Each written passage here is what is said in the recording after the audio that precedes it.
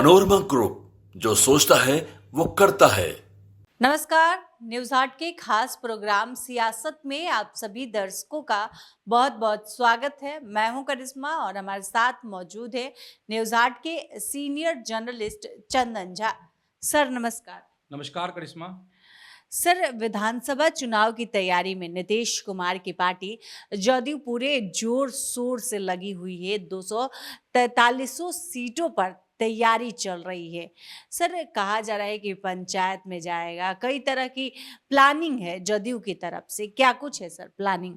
हाँ, मतलब मिशन 2025 को लेकर तैयारी, और चूँकि अगले साल ही चुनाव है विधानसभा का, तो उसमें कैसे जीत हासिल की जाए, तो इसकी रणनीति जो है जदयू में बना रही है। हाँ, बना ली है। और इसके तहत क्या क्या चीज़ें होने वाली है, इसके तहत दो चीज़ें होंगी। एक तो होगा कि विधानसभा वार जो सम्मेलन, और दूसरा होगा जिला स्तरीय सम्मेलन। ठीक है, तो दो चीज़ें होंगी। और जो खबर आ रही है सामने में, उसके मुताबिक ये है कि एक आध सप्ताह के अंदर में इसकी तिथियों की घोषणा हो जाएगी कि किस विधानसभा में किस दिन सम्मेलन का आयोजन होगा। जब ये सम्मेलन होगा, चाहे वो जिला का सम्मेलन हो या विधानसभा वार जो सम्मेलन होगा जदयू के द्वारा, तो उसकी एक खासियत होगी। खासियत यह होगी कि उसमें जो शामिल होंगे, जो मंच पर दिखेंगे, वो कौन होंगे? वो होंगे, अगर वहाँ के विधायक हैं जदयू के, तो वो होंगे, स्थानीय विधायक होंगे।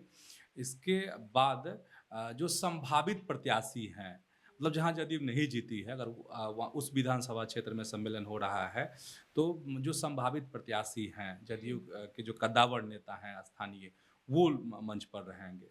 इसके बाद मुख्यालय से, मतलब पटना से किसी बड़े चेहरे को वहाँ भेजा जाएगा। उस सम्मेलन में अलग अलग क्षेत्र में अलग अलग लोगों को भेजा जा सकता है। तो करीब करीब सारा खाका जो है जदयू ने अपना तैयार कर लिया है कि कैसे कैसे क्या करना है। अब इसमें यह भी हो रहा है कि जो विधानसभा सम्मेलन होगा, तो क्यों नहीं इसको संसदीय क्षेत्र वाइज जो है बांट कर किया जाए। इस पर मतलब अंतिम मंथन का ये चल रहा है, और जैसे ही ये फाइनल होगा तो उसके डेट भी सामने आ जाएंगे। ये हो गया। अच्छा, जब हर विधानसभा में सम्मेलन होगा, तो उसमें क्या करें, मतलब सम्मेलन होगा तो जदयू के नेता आखिर कहेंगे क्या, करेंगे क्या?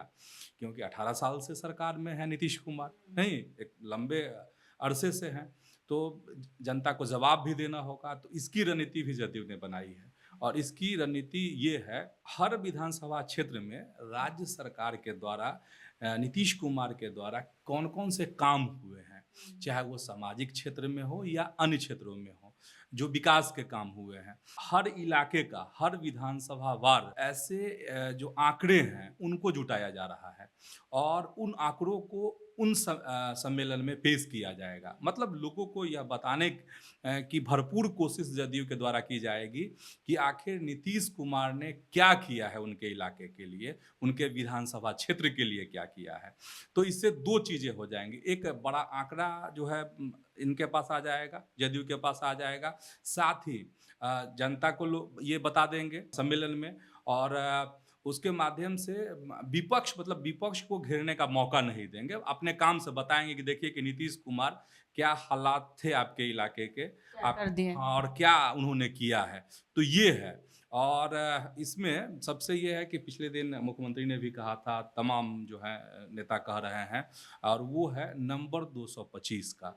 नंबर 225 मतलब लक्ष्य है एनडीए का, कि उसको भेदा जाए। 225 मतलब 2025 वर्ष भी होगा, और इनका लक्ष्य है 225 सीट पर चुनाव जीतना, तो एनडीए का। तो इसको भी फोकस में इन सम्मेलनों में रखा जाएगा, और अपने कार्यकर्ताओं को, अपने वोटर्स को जगाने की हर संभव कोशिश की जाएगी, और यह बताने की कोशिश की जाएगी कि 225 का आंकड़ा हमें हर हाल में छूना है।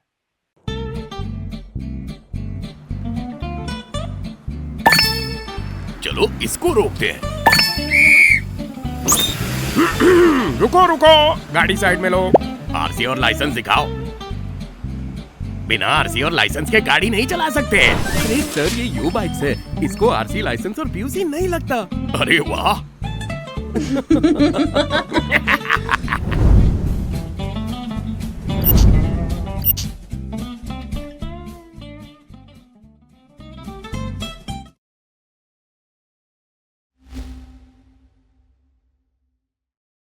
सर, ये गिरिराज सिंह यात्रा निकाल रहे हैं, हिंदू स्वाभिमान यात्रा, इसको लेकर कई तरह के बयान सामने आ रहे हैं। जदयू भी बयान दे रही है, चिराग पासवान की पार्टी के तरफ से भी बयान सामने आ रहा है। हर तरफ बयानबाजी गिरिराज सिंह की यात्रा को लेकर। सर, आप क्या कहेंगे इस पर? बिल्कुल आरजेडी का भी बयान है। आरजेडी तो हाँ, पूर्व शिक्षा मंत्री चंद्रशेखर का भी बयान आया है। तो खैर सब बताएंगे। पहले गिरिराज सिंह की यात्रा क्या है, कैसे है, वो बता देते हैं अपने दर्शकों को, जो नहीं जानते। जो जानते हैं वो अच्छी बात है। हिंदू स्वाभिमान यात्रा जो है गिरिराज सिंह निकाल रहे हैं। निकाल रहे हैं। 18 अक्टूबर से यह यात्रा शुरू होगी। 22 अक्टूबर को यह यात्रा खत्म हो जाएगी। फोकस जो है वो मुस्लिम बहुल इलाके पर है और सीमांचल का जो जिले हैं, जो इलाके हैं, उस पर फोकस किया गया है। इस यात्रा के माध्यम से गिरिराज सिंह ने इसको फोकस किया है। शुरुआत जो है भागलपुर से होने वाली है 18 तारीख से, और इस यात्रा का जो समापन होगा वह किशनगंज में होगा। कहा जा रहा है कि यह पहला चरण है। और भी जगह और दूसरे चरण की भी घोषणा बाद में शायद गिरिराज सिंह करेंगे, इस तरह की खबरें आ रही हैं। तो ये उनका पूरा का पूरा प्रोग्राम शेड्यूल है, जो 18 तारीख से शुरू होने वाली है। 18 तारीख को जैसे भागलपुर में रहेंगे। 19 अक्टूबर को गिरिराज सिंह की यात्रा कटिहार पहुंच जाएगी। 20 अक्टूबर को पूर्णिया उनकी यात्रा पहुंचेगी। 21 अक्टूबर को अररिया में है। 22 अक्टूबर को किशनगंज पहुंचकर मतलब पहले चरण की यात्रा गिरिराज सिंह की समाप्त हो जाएगी। चलिए अब हम लोग चलते हैं कि आखिर इस पर जो है घमासान, सियासी घमासान भी मचा हुआ है। और सियासी जो घमासान है वह जदयू के ने भी अपने तलक तेवर दिखाए हैं। इधर लोजपा रामविलास, चिराग पासवान की पार्टी के सांसद हैं, अरुण भारती, उन्होंने भी बहुत सारे सवाल जो हैं वो थोड़ा घुमा कर किए हैं। वो पूरे भाजपा पे सवाल उन्होंने उठाया है। और क्या है अब ये बताते हैं। जैसे नीरज कुमार हैं, जदयू के प्रवक्ता हैं, उन्होंने जो कहा है, जाति और धर्म का हवाला देकर गिरिराज सिंह को कहा है कि संविधान की शपथ की भी याद दिलाई है नीरज कुमार ने। और नीरज कुमार का यह कहना था कि देश में संविधान भी है जो कहता है कि धर्म और जाति से ऊपर उठकर काम करेंगे। नीरज कुमार ने कहा है कि नीतीश कुमार जो हैं ग्लोबल लीडर हैं, क्लाइमेट थिंकर हैं, और उन्होंने कहा है कि नीतीश कुमार जो है सीधा मतलब पब्लिक से संवाद करते हैं, उनका एक बड़ा फॉलोअर्स है, इस तरह की बात वह कह रहे हैं। और उन्होंने कह रहे हैं नीरज कुमार की जो हिंदू स्वाभिमान यात्रा जो है, एक इशारा तो उन्हीं की तरफ है स्पष्ट रूप से, गिरिराज सिंह की तरफ, कि ठीक है आप अगर जा रहे हैं, यात्रा निकाल रहे हैं, तो एक हाथ में जो है सो संविधान की प्रति भी रखिए, ताकि लोगों का जो विश्वास है बना रहे। नीरज कुमार ने कहा है कि नीतीश कुमार जो हैं हिंदू मंदिरों का स्वाभिमान बढ़ाते हैं। भागलपुर में बूढ़ानाथ मंदिर है, ये देखना चाहिए कि वहाँ नीतीश कुमार जी कैसे पार्क बनाया है, कैसे विकास किया है, ये वो कह रहे हैं। मनोकामना मंदिर का कैसे विकास किया है, कांवड़ यात्रियों के लिए सुल्तानगंज में उन्होंने देवघर तक के लिए कैसे सुविधाएं दी हैं। तो ये सब सवाल उठाया है। गिरिराज सिंह निशाने पर हैं, मतलब जदयू के जो प्रवक्ता हैं नीरज कुमार के निशाने पर गिरिराज सिंह हैं। अब आपको ये इनकी बात बता देते हैं। जो एलजेपी सांसद हैं अरुण भारती, उन्होंने क्या कहा है। अरुण भारती ने कहा है कि जो भाजपा की मान्यता है कि हिंदुओं को एक कर रखा जाए, और लेकिन हिंदू धर्म के अंदर भी बहुत सारी कुरीतियां हैं, उस पर जो है काम करना चाहिए। जाति और धर्म जो लोग को बांटने की कोशिश होती है, उस पर लोग नहीं बटे, उस पर काम करना चाहिए। बीजेपी को लोगों को जोड़ने की कोशिश करनी चाहिए, और बीजेपी को जो जाति व्यवस्था है उसके बारे में भी सोचना चाहिए। हिंदू धर्म में ही एससी और एसटी आते हैं, उन पर जो अत्याचार होता है उस पर काम करने की ज़रूरत है, कि वह भी हमारे हिंदू भाई हैं। तो जो गिरिराज सिंह यात्रा पर निकलने वाले हैं करिश्मा, उसको लेकर सही में एकदम बड़ा घमासान जो है बिहार की राजनीति में मचा हुआ है। और अब देखने वाली बात, सबकी नज़र होगी, जो एनडीए के दल है उनकी भी नज़र, विपक्ष की भी नज़र। जब गिरिराज सिंह निकलते हैं तो किस तरह की प्रतिक्रिया आती है, कितनी भीड़ जुटती है, किस किस तरह के लोग क्या कहते हैं, गिरिराज सिंह इस यात्रा को कौन कौन से मुद्दे उठाते हैं, ये सब भी देखने वाली बात होगी। पैनोरमा ग्रुप, जो सोचता है वो करता है। सर तेजस्वी यादव भी कार्यकर्ता संवाद यात्रा निकालने जा रहे हैं। अब इसको लेकर जदयू ने तंज कसा है, राजनीतिक जमींदार बता रहे हैं तेजस्वी यादव को। नीरज कुमार करिश्मा, ये है, यह भी यात्रा ही है और कल से ही निकल कल से तेजस्वी यादव यात्रा पर निकल रहे हैं। दूसरा चरण है इनका। पहले चरण में सबको याद ही होगा, समस्तीपुर से उन्होंने शुरुआत की थी।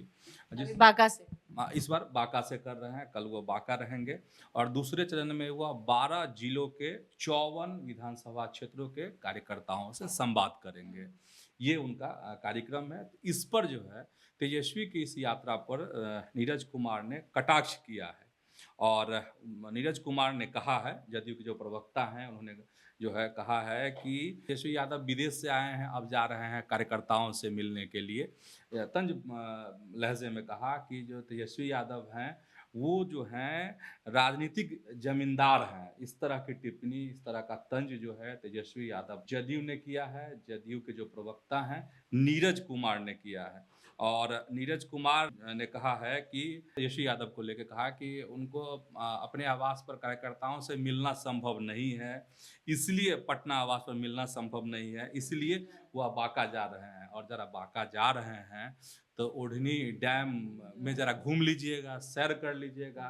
नीतीश कुमार ने क्या विकास किया है बांका के लिए, जरा उसको भी निहार लीजिएगा, देख लीजिएगा।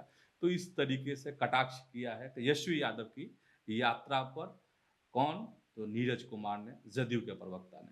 तो आज के इस वीडियो में इतना ही। आगे की खबरों के लिए आप हमारे चैनल न्यूज़ आर्ट को सब्सक्राइब कर ले। अगर फेसबुक पर देख रहे हैं तो पेज को लाइक करना ना भूलें। हमारी वेबसाइट है newsart.com, उसे भी जरूर विजिट करें। धन्यवाद। पनोरमा ग्रुप, जो सोचता है वो करता है।